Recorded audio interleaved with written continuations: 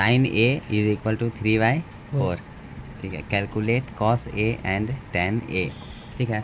हम लोग को साइन ए का वैल्यू मालूम है, ठीक है, कि 3/4 है, और कैलकुलेट करना है हमको कॉस ए और टेन ए, ठीक है। तो सबसे पहले हम लोग क्या करेंगे कि साइन ए बराबर क्या होता है जो हम लोग फाइंड आउट करेंगे, ठीक है।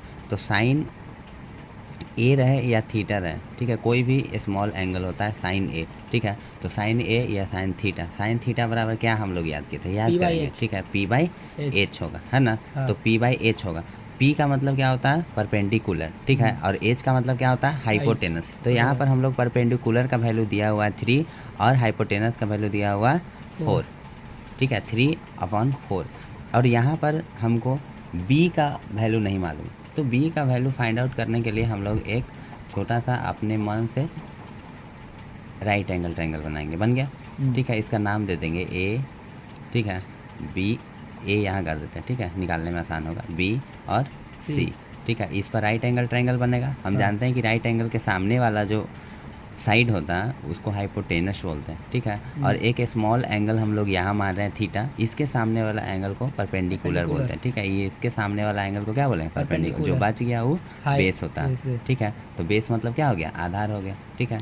हमको मालूम क्या क्या है, P मालूम है, ठीक है, H मालूम है, ठीक है। तो हम लोग B का वैल्यू निकालेंगे। तो हम लोग एक फार्मूला बताते हैं कि H² is equal to P² plus B² होता है, ठीक है। हमको यहाँ पर निकालना क्या है, हम लोग को निकालना है P मालूम, H मालूम, ठीक है, निकालना क्या है B। तो हम लोग B का फार्मूला निकालेंगे। तो B² इज इक्वल टू एक और फार्मूला लिखा था, H² माइनस P², है ना।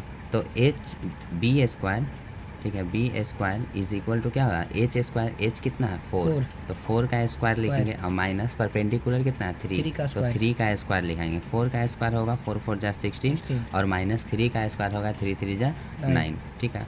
जब हम लोग ऐसा कर लिए तब ये दोनों को घटा देंगे, ठीक है। जब दोनों को घटाएंगे तो कितना बचेगा, 7, कितना बचा 7, ठीक है। तो B² इज इक्वल टू क्या हो गया 7, ठीक है। स्क्वायर हटेगा तो यहाँ क्या हो जाएगा, रूट हट जाएगा, ठीक है। तो यहाँ हम लोग देख लिए कि B का वैल्यू आ गया कितना, √7, है ना। इसको और हम हार्ड कर देते हैं ताकि पता चले, ठीक है।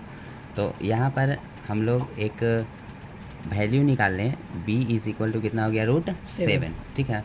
तो यहाँ पर B का वैल्यू हम लोग लिख दें तो कोई दिक्कत, √7, B का वैल्यू कितना हो गया, √7, ठीक है। जब हम लोग इतना लिख दिए हैं, ठीक है, तो आगे हम लोग को फाइंड आउट करना था cos A और tan A, ठीक है। तो होता है cos A क्या होगा, ठीक है। तो cos A यानी A के कंपेरिजन में यहाँ P है और यहाँ B है, ठीक है, परपेंडिकुलर है और यहाँ बेस है, ठीक है। तो हम लोग cos A या cos थीटा का फार्मूला हम लोग क्या याद किए थे, B/H, क्या याद किए थे, B/H, ठीक है। तो B इज इक्वल टू क्या होगा, यहाँ पर B इज इक्वल टू क्या होगा बताइए, बेस यहाँ है तो CA लिख दें कि लाइन CA एक हो जाएगा लाइन सेगमेंट, और H बराबर क्या हो जाएगा BA या AB, ठीक है ना, ये हो जाएगा। तो CA का वैल्यू कितना है, CA का वैल्यू कितना है, √7 लिख सकते हैं, √7, ठीक है। और डिवाइडेड बाय AB का वैल्यू कितना है 4, कितना है 4, ठीक है। तो यहाँ एक हमको आंसर मिल गया, एक आंसर तो यहाँ मिल गया cos A।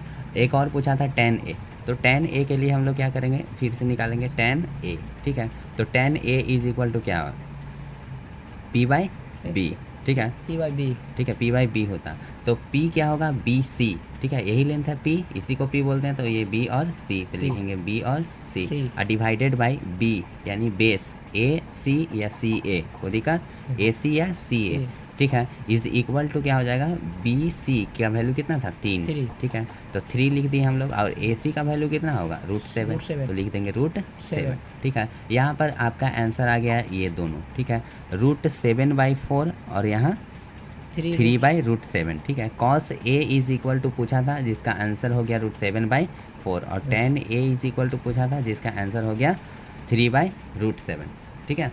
ओके, याद हो गया।